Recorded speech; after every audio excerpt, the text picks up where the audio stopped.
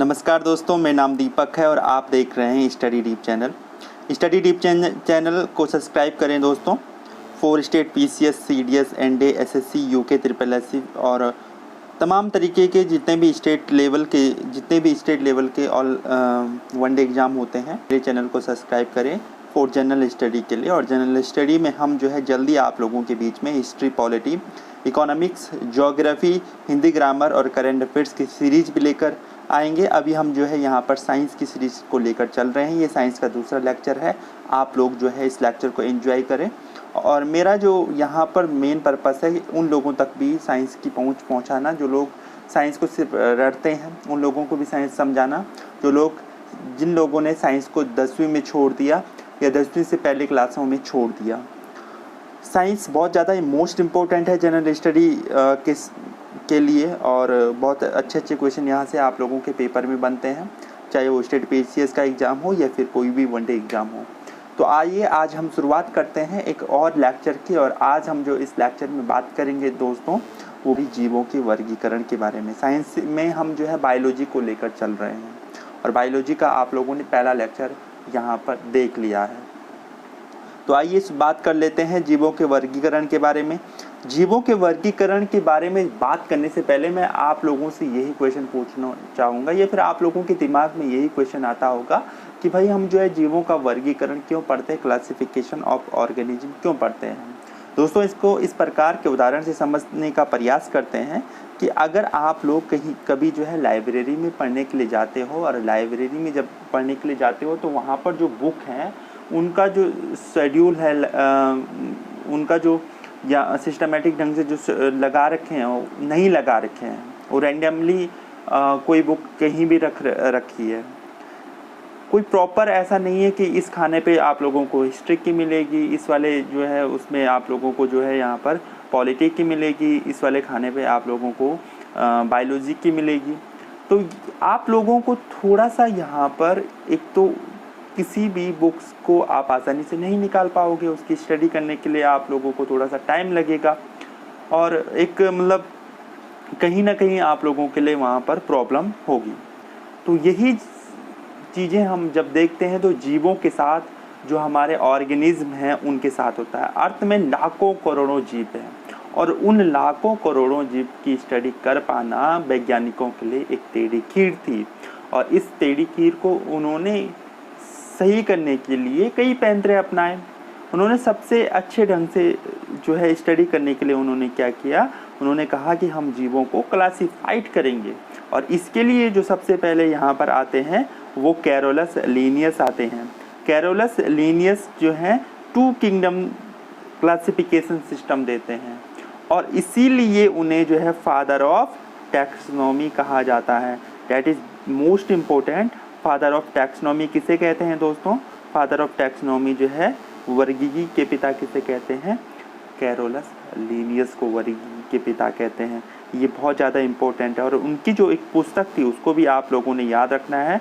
उस पुस्तक का नाम था सिस्टम ऑफ नेचर। उन्होंने क्या किया, उन्होंने बताया कि हम जो है जीवों को 2 किंगडम में बांटेंगे। पहला आप लोगों का क्या होगा, किंगडम एनिमेलिया। उन्होंने पहला किंगडम एनिमेलिया और दूसरा कहा किंगडम प्लांटी। एक को किंगडम एनिमेलिया में रखा, दूसरे को किंगडम प्लांटी में रखा। एनिमेलिया में उन्होंने कहा include unicellular protozoans and multicellular metazoans को उन्होंने रखा। अभी हम आगे बहुत अच्छे ढंग से इसको पढ़ने वाले हैं कि भाई यूनिसेलुलर का मतलब क्या होता है, एक सेल जिसके पास हो, और मल्टीसेलुलर का मतलब क्या होता है, बहुत सारी कोशिकाएं जिसके पास हो। तो उन्होंने उसको जो है एनिमेलिया में ऐड किया। और प्लांटी में उन्होंने कहा कि प्लांटी में वे ऑर्गेनिज्म रखेंगे जो क्या होंगे, फोटोसिंथेसिस की प्रोसेस करते हैं, जिनके सेल वाल बनी हो। तो उन्होंने उसको प्लांटी किंगडम में include bacteria, photosynthetic plant and fungi both unicellular और मल्टीसेलुलर रखे। तो ये था 2 किंगडम सिस्टम जो कैरोलस लीनियस ने दिया। कैरोलस लीनियस के बाद ई हैकर्ड आते हैं और वो जो है एक और किंगडम यहाँ पर एक दूसरा किंगडम इसमें ऐड करते हैं। प्लांटी तो था ही, एनिमल तो था ही, अब उन्होंने जो है प्रोटिस्टा को ऐड किया। और protista include those organism that can be differentiated from plant and animalia. जो प्रोटिस्टा में उन्होंने जो जीव रखे वो डिफरेंट थे किससे, प्लांट और एनिमेलिया से। इसमें उन्होंने बहुत सारी यूनिसेलुलर्स जो भी ऑर्गेनिज्म, प्रोकैरियोट्स जो भी ऑर्गेनिज्म थे उन्होंने उसमें रखा। प्रोकैरियोटिक वे जीव होते हैं जिनके जो सेल होती है उस सेल में जो न्यूक्लियस होता है वो न्यूक्लियस वेल डिफाइंड नहीं रहता।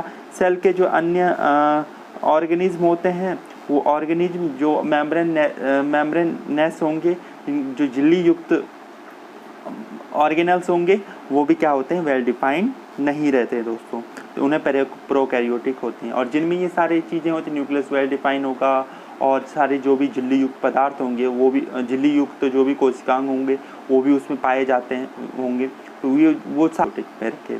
आगे फिर यहाँ पर 4 किंगडम सिस्टम आता है। 4 किंगडम सिस्टम जिसमें मोनेरा को ऐड कर दिया गया। प्रोटिस्टा था, प्लांटी था, एनिमेलिया था, अब उन्होंने ऐड कर दिया मोनेरा को। Include prokaryotic bacteria and cyanobacteria. अब उन्होंने देखा कि ठीक है, प्रोटिस्टा में आप लोगों ने बैक्टीरिया को भी शामिल कर दिया। उस समय की बात है जब ई हैकर्डी ने जो है 3 किंगडम सिस्टम दिया था। लेकिन उन्होंने कहा यार ये प्रोकैरियोट इसको अलग करते हैं क्योंकि जो है ये इनकी सेल वेल डिफाइंड नहीं है, तो नहीं है, इसीलिए उनके दिमाग में आया कि एक और किंगडम बनना चाहिए जिसका नाम उन्होंने प्रोटिस्टा रखा। लेकिन बात यहीं तक नहीं रुकी, बात आगे बढ़ती रही और वैज्ञानिकों की जो है जिज्ञासा के फलस्वरूप जो ये बात आगे बढ़ती रही और फिर यहाँ पर 5 किंगडम सिस्टम आया। और इस 5 किंगडम सिस्टम को किसने दिया दोस्तों, रॉबर्ट एच विटेकर ने दिया। बहुत ज़्यादा मोस्ट इम्पोर्टेंट है, R.H. विटेकर। कई बार आप लोगों के पेपर में जो है ये क्वेश्चन पूछा जाता है कि R.H. विटेकर जो 5 किंगडम सिस्टम था वो किसने दिया। 5 किंगडम सिस्टम जो है R.H. विटेकर ने दिया। कब, 1669 में, 1669 में उन्होंने जो है 5 किंगडम सिस्टम दिया। और उन्होंने जो है अभी तक क्या हो रहा था, 4 किंगडम थे आप लोगों के पास। कौन कौन से, protista, animalia, Plantae and Monera. लेकिन जो है विटेकर आते हैं और एक और यहाँ एक दूसरा और किंगडम बुलाते हैं जिसका नाम क्या रखा उन्होंने, फंजाई। जिसका नाम क्या रखा, फंजाई। फंजाई में उन्होंने जो है बहुत ऐसे ऑर्गेनिज्म को रखे जो एब्जॉर्प्शन का तरीका अपनाते हैं। एब्जॉर्प्शन को क्या करते हैं, एब्जॉर्प्शन के तरीके से जो है फूड को लेते हैं। तो फंजाई में उन्होंने उसको रखा जिनकी सेल काइटिन की बनी होती है। उन्होंने कहा ये इससे भी डिफरेंट। तो उन्होंने अगर बात करें किस आधार पर, कौन से क्राइटेरिया उन्होंने तय किए, उन्होंने कहा कि अगर सेल का स्ट्रक्चर कैसा है, देखते हैं सेल का स्ट्रक्चर कैसा है, प्रोकैरियोट है कि यूकैरियोट है। उन्होंने कहा कि ऑर्गेनिज्म की बॉडी कैसी है, एक यूनिसेलुलर है कि मल्टीसेलुलर है, एक कोशिका है कि बहुकोशिका है। और फिर कहा कि फोटोसिंथेसिस के द्वारा भोजन ग्रहण करते हैं या फिर जो है अवशोषण के द्वारा भोजन, या किसी दूसरे जीव पर मोड ऑफ न्यूट्रिशन कैसे है उनका। तो ये उन्होंने कहा। यहाँ पर देखो, अगर हम जो है थोड़ा सा और एक एक लाइन में इनकी परिभाषा को देख लें कुछ मिनटों में। देखो, simplest unicellular and prokaryotic organism, इसमें रखा मोनेरा में। अगर आप लोगों से एग्जाम्पल पूछे जाए कि निम्नलिखित में मोनेरा किंगडम में आने वाले जीव कौन कौन से थे, तो कौन कौन से थे, बैक्टीरिया था, माइकोप्लाज्मा, ब्लू ग्रीन एल्गी। ये आप लोगों ने बहुत ज़्यादा याद रखने हैं, ये याद रखोगे तो ही जो है अच्छे से एग्जाम में कर पाओगे दोस्तों। तो बैक्टीरिया हो गया, माइकोप्लाज्मा हो गया, ब्लू ग्रीन एल्गी हो गया और साइनो बैक्टीरिया हो गया। उसके बाद प्रोटिस्टा में यूकैरियोटिक यूनिसेलुलर ऑर्गेनिज्म उन्होंने प्रोटिस्टा में रखे, बहुत ज़्यादा मोस्ट इम्पोर्टेंट। एग्जाम्पल, प्रोटोजोन्स, इसमें बहुत सारे प्रोटोजोन्स को रखा, जैसे अमीबा हो गया, यूग्लिना हो गया, पैरामीडा, इस प्रकार के प्रोटोजोन्स को उन्होंने जो है किस में रखा, प्रोटिस्टा में रखा। ठीक है, तो प्रोटिस्टा मोनेरा में प्रोकैरियोटिक ऑर्गेनिज्म रखे, यूनिसेलुलर होंगे, जब प्रोकैरियोटिक है तो यूनिसेलुलर होंगे। उसके बाद कौन सा आता है, प्रोटिस्टा आता है। प्रोटिस्टा में यूकैरियोटिक आते हैं, उनकी सेल वेल डिफाइन आप लोगों को मिलेगी। ठीक है, आगे थोड़ा सा आगे बढ़ते हैं। आगे हम जो है फंजाई की बात करते हैं। मैंने कहा कि फंजाई क्या होते हैं, eukaryotic non green multicellular organism होते हैं और इनकी जो सेल वॉल होती है किसकी बनी होती है, chitin. Chitin is the polysaccharide, ठीक है। काइटिन क्या है? पॉलीसैकेराइड, जैसे स्टार्च हो गया, सेलुलोज हो गया, दीज आर पॉलीसैकेराइड्स, ठीक है। नॉन फोटोसिंथेटिक ये होते हैं, फोटोसिंथेसिस के प्रोसेस जो है क्या नहीं करते, भोजन को एब्जॉर्ब करते हैं, फोटोसिंथेसिस के प्रोसेस से भोजन नहीं बनाते या नहीं ग्रहण करते। उसके बाद Plantae cellular green organism and then Animalia multicellular non green eukaryotic, ठीक है, दे आर हेटरोट्रॉफिक। अभी हम थोड़ा सा और इसको और ज़्यादा क्लासिफाइड करेंगे, प्लांटी को अलग करेंगे और एनिमेलिया को अलग करेंगे, ठीक है। इसको हम थोड़ा सा इस वाले फ्लो चार्ट के बाद देखते हैं। ये वाला जो फ्लो चार्ट है, ये वाला फ्लो चार्ट क्या है, इसमें मैं आप लोगों को सेल के आधार पर उन्होंने जो है सेल के आधार पर इसको हम कह सकते हैं कि एक टाइप का मॉडर्न क्लासिफिकेशन है ये। इसमें देखो, सबसे पहले अगर हम बात करें तो ऑर्गेनिज्म को दो भागों में बांटा है, एक प्रोकैरियोटिक और एक यूकैरियोटिक। प्रोकैरियोटिक और यूकैरियोटिक की अगर हम बात करें तो प्रोकैरियोटिक की मैंने आप लोगों को बता दिया कि भाई सेल वेल डिफाइन, यानी कि सुविकसित है सेल। जो आप लोगों का न्यूक्लियस यानी कि जो केंद्रक होता है, केंद्रक क्या होता है, सेल में अच्छे ढंग से विकसित है, ठीक है। जो वहाँ पर जो न्यूक्लिक एसिड होता है वो बिखरा नहीं है, वो अच्छे ढंग से एक न्यूक्लियस के अंदर है। लेकिन कुछ जो है झिल्ली युक्त जो भी कोशिकांग होते हैं, मेम्ब्रेन नेस जो भी ऑर्गेनल्स होते हैं, वो भी क्या है, वहाँ पर हैं, ठीक है। उसके बाद यूकैरियोटिक आते हैं। यूकैरियोटिक में उन्होंने क्या किया, और मल्टीसेलुलर, यूनिसेलुलर और मल्टीसेलुलर। देखो प्रोकैरियोटिक क्या है, प्रोकैरियोटिक सेल में आप लोगों को वेल डिफाइंड न्यूक्लियस नहीं मिलेगा, झिल्ली युक्त कोशिकांग नहीं मिलेंगे, लेकिन यहाँ पर झिल्ली युक्त कोशिकांग मिलेंगे, वेल डिफाइंड यानी कि सुविकसित केंद्रक मिलेगा, ठीक है। उसके बाद जो है यहाँ पर अगर हम बात करते हैं यूनिसेलुलर में उन्होंने प्रोटिस्टा को रखा, जो एक कोशिकीय जीव में उन्होंने क्या रखा, प्रोटिस्टा को रखा। और मल्टीसेलुलर में उन्होंने क्या इसको भी आगे फर्दर जो है डिवाइड किया, कौन से, विथ सेल वॉल, ठीक है, and without cell wall.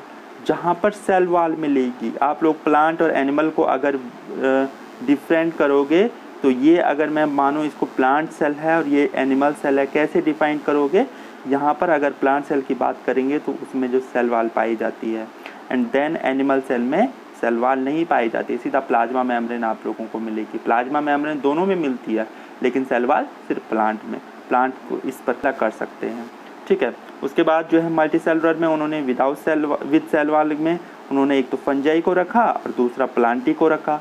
Fungi को इसलिए अलग किया क्योंकि वो जो है फोटोसिंथेसिस नहीं करते, एब्जॉर्प्शन के द्वारा जो है फूड को लेते हैं। उसके बाद विदाउट सेल वॉल में उन्होंने एनिमेलिया को रखा। एनिमेलिया की अगर हम बात करें तो ये क्या है, हेटरोट्रॉपिक ऑर्गेनिज्म है। थोड़ा सा और आगे बढ़ते हैं और यहाँ पर हम थोड़ा प्लांट किंगडम को भी क्लासिफाइड करते हैं, ठीक है। प्लांट किंगडम की अगर हम बात करें तो प्लांट किंगडम में दो भागों में यहाँ पर दो किंगडम में हम बांट सकते हैं, एक तो क्रिप्टोगेम्स और दूसरा फेनोरोगेम्स। ये दो ग्रुप कह सकते हैं, दो ग्रुप में हम बांट सकते हैं, क्रिप्टोगेम्स एंड फेनोरोगेम्स। क्रिप्टोगेम्स वो जो सीडलेस एंड फ्लावरलेस होते हैं, जहाँ पर सीड नहीं बनते, बीज नहीं बनते, फ्लावरलेस होते हैं, फूल नहीं बनते हैं। फेनोरोगेम्स में bearing seed and flowers. Bearing seed and flowers का मतलब जिन प्लांट में आप लोगों को सीड देखने के लिए मिलेगी, फ्लावर देखने के लिए मिलेंगे, उस गेम में रखा। देखो दोस्तों, थोड़ा सा मैं आप लोगों को ये डीपली नहीं जा रहा हूँ, लेकिन एक हिसाब से यहाँ से आप लोगों के पास क्वेश्चन आ सकते हैं, ठीक है। फेनोरोगेम्स कौन से वाले प्लांट हैं, सीडलेस हैं कि बेयरिंग सीड एंड फ्लावर्स वाले हैं, तो ये भी आप लोगों को पता होना चाहिए। उसके बाद इन ग्रुप्स को थोड़ा सा और आगे डिफाइन कर लेते हैं। क्रिप्टोगेम्स में 3 डिवीज़न, देखो अगर आप लोगों को बात थोड़ा सा मैं अभी इसके बाद वाली प्रोसेस बताता हूँ।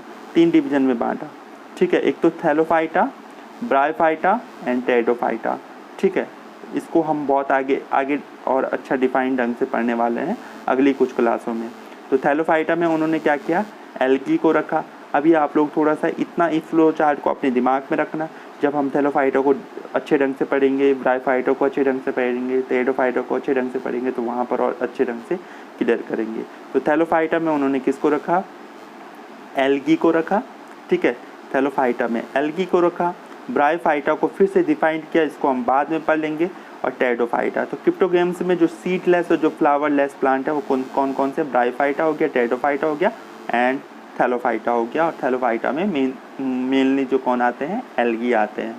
उसके बाद फेनेरोगेम्स, फेनेरोगेम्स में सीड होंगे, फ्लावर्स होंगे।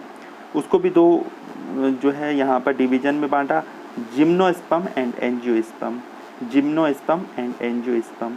तो जिम्नोस्पर्म क्या होंगे, तो सीड होंगे ना, वो सीड फ्रूट के अंदर होंगे, यानी कि सीड नेक्ट नहीं होंगे। And angiosperm bearing seed enclose within fruit, fruit के अंदर होंगे। और फिर ये एंजियोस्पर्म भी दो प्रकार के हैं, आवर्तबीजी भी दो प्रकार के हैं, मोनोकॉट एंड डाइकॉट। ठीक है, एक बीजपत्री, दो बीजपत्री। एक बीजपत्री जिसमें मिलेगा, जैसे आप लोगों का कौन सा है, जैसे वीट है, ठीक है, वो क्या है, वीट में आप लोगों को एक ही कॉटिलेडन मिलेगा, और डाइकॉट में जो है आप लोगों को 2 कॉटिलेडन मिलेंगे। तो ये दीज द प्लांट क्लासिफिकेशंस, ठीक है, प्लांट किंगडम का ये और आगे जो है फर्दर क्लासिफिकेशन किया। यहाँ पर छोटा सा एक जो है यहाँ पर एक स्लाइड है, कैटेगराइज इन क्लासिफिकेशन। तो यहाँ पर जब हम किसी भी एनिमल को कैटेगराइज क्लासिफिकेशन में करते हैं तो उसमें एक आता है किंगडम, सबसे ऊपर आता है, ठीक है। जैसे यहाँ पर मैं आप लोगों को साथ साथ में एक मैन है, होमो सैपियंस है, उसका भी आप लोगों का क्लासिफिकेशन कर रहा हूँ। तो यहाँ पर देखो, सबसे पहले किंगडम, तो मैन को किस में रखा है, एनिमेलिया में रखा है। फाइलम या डिवीजन प्लांट के लिए कहते हैं, तो फाइलम किसके लिए कहते हैं, एनिमेलिया को कहते हैं। तो एनिमेलिया जो एनिमल होंगे उनके लिए फाइलम कहते हैं। तो यहाँ पर कॉर्डिटा, ठीक है, class Mammalia, order Primates, family Hominidae and genus Homo species sapiens. तो इसको हम इस तरह से हम कैटेगरीज इन क्लासिफिकेशन करते हैं। तो थोड़ा सा और आगे चलते हैं और यहाँ पर जो है क्लासिफिकेशन ऑफ एनिमल किंगडम के बारे में बात करते हैं। जैसे हमने प्लांट किंगडम को रखा ना, तो एनिमेलिया को भी और फर्दर यहाँ पे डिवाइड किया। तो यहाँ पर 2 ग्रुपों में जब हम देखते हैं तो 2 ग्रुप में यहाँ पर एनिमल किंगडम को देखते हैं।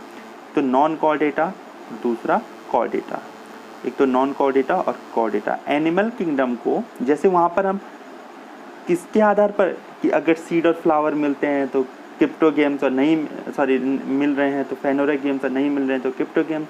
यहाँ पर एनिमल किंगडम को किस बेस पर बांटा, based on the presence of absence of supporting backbone. जो हमारी बैकबोन होती है, जो मेरु रज्जु होता है, जो वर्टिब्रल कॉलम है, वो अगर प्रेजेंट है तो कॉर्डेटा, और नहीं प्रेजेंट है तो नॉन कॉर्डेटा, ठीक है। इस आधार पर बांटा गया। तो कॉर्डेटा और नॉन कॉर्डेटा।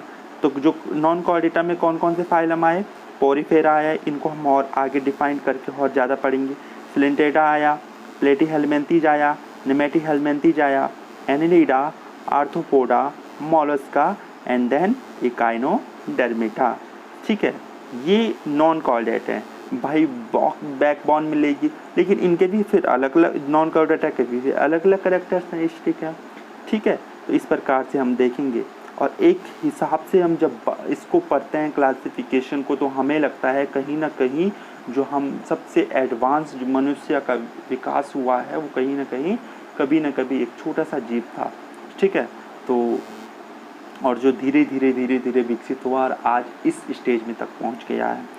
उसके बाद कॉर्डेटा को भी यहाँ पर 3 सब फाइलम में बांटा गया, एक यूरोकॉर्डेटा, फिलोकॉर्डेटा एंड देन वर्टिब्रेटा।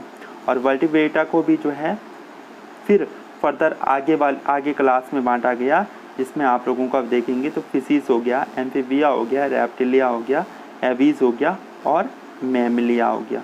अच्छा, मेरे को पिछली क्लास में आप लोगों को बता, क्लास में हमने क्या पढ़ा था, पिछली क्लास में हमने जो है डिफरेंट ब्रांचेस ऑफ बायोलॉजी पढ़े थे और उनके फादर भी पढ़े थे ना। तो एक चीज़ वहाँ पे मैंने पढ़ाया था कि स्टडी ऑफ फिशिस क्या कहते हैं, कहा था, ठीक है। Species of amphibia, species of reptilia, species of aves and study of fishes, study of amphibia, study of reptilia और स्टडी ऑफ एवीज को क्या कहते हैं आप लोगों ने बताना है, ठीक है। और नहीं याद है तो वहाँ उस वाले लेक्चर को देखिए, और जिसने नहीं देखा वो लेक्चर वो फिर एक बार उस लेक्चर को देखिए, आप लोगों को इन तीनों के क्वेश्चन मिल जाएंगे, इन तीनों क्वेश्चनों के आंसर मिल जाएंगे। ठीक है दोस्तों, थोड़ा सा अब यहाँ पर आगे बढ़ते हैं और नॉमेनक्लेचर को देख लेते हैं। नॉमेनक्लेचर में थोड़ा एक छोटा बहुत प्यारा क्वेश्चन आप लोगों के और बहुत छोटा सा क्वेश्चन पूछा जाता है कि भाई जीवों के नामकरण की द्विनाम पद्धति किसने दी। 1753 में कैरोलस लीनियस ने दी। यहाँ पर हम बोले कि नॉमेनक्लेचर की क्या ज़रूरत है भाई, कोई जीव जो है हमने चाइना में खोज तो चाइनीज़ भाषा में उसका नाम क्या होगा। ठीक है, कोई जीव हमने जो है अपने जहाँ इंडिया में खोजा और इंडिया के अलग अलग हिस्सों में किसी ने तेलुगु भाषी राज्य में खोजा, तमिल भाषी राज्य में, तो वहाँ की भाषा के अनुसार उसको अलग अलग नामकरण। अंतर्राष्ट्रीय स्तर पर उस जीव या उस ऑर्गेनिज्म का अगर हम वेलफेयर लेना चाहते हैं, उसको जो है उसका यूज़ करना चाहते हैं, तो हम उस ऑर्गेनिज्म या उस प्लांट हो गया, कोई भी मतलब अनाज वाली फसलें होंगी, तो उसके लिए हम क्या करेंगे, नॉमेनक्लेचर करेंगे उसको इंटरनेशनल स्टेज पर। तो इंटरनेशनल लेवल पर जब हम उसको क्या करेंगे, नॉमेनक्लेचर करेंगे, तो इससे जो है स्टडी के लिए भी आसानी से होगा। ठीक है, तो यहाँ पर जीवों की नामकरण की सबसे अच्छी और सबसे अद्भुत जो पद्धति थी वो द्विनाम। और द्विनाम पद्धति के बारे में अगर मैं आप लोगों को बता दूं तो किसने दी थी, कैरोलस लीनियस ने दी थी, 1753 में दी थी। ठीक है, according the binomial system of nomenclature the name of organism consist of two Latin word, first refer to genus and second refer to species. ठीक है, यहाँ पर आप लोगों को याद होना चाहिए कि जो द्विनाम पद्धति है वो द्विनाम पद्धति किसको रेफर करता है, पहला जीनस को और दूसरा सेकंड। जैसे यहाँ पर पी पाइसम सटाइवम है, तो पाइसम जो है किसका नाम है, जीनस का, और सटाइवम किसका नाम है, स्पीसीज का। तो ये आज की पूरी क्लास थी, मैंने आप लोगों को बहुत अच्छे ढंग, और अगली क्लास में हम वायरस की स्टडी करेंगे, साथ में अभी जो बहुत बड़ी महामारी यहाँ पर फैली है कोरोना वायरस, उसके बारे में भी हम उसका डीप एनालिसिस करेंगे। तो आज की क्लास के लिए बहुत बहुत धन्यवाद। आप लोग जो है लगातार पढ़ते, अपना पढ़ाई मत छोड़िए और जल्दी ही सब ठीक हो जाएगा, चीज़ें पटरी पर लौट कर आएंगी और हम जो है एक अच्छे लेवल के ऑफिसर बनेंगे। Thank you, thank you, thank you.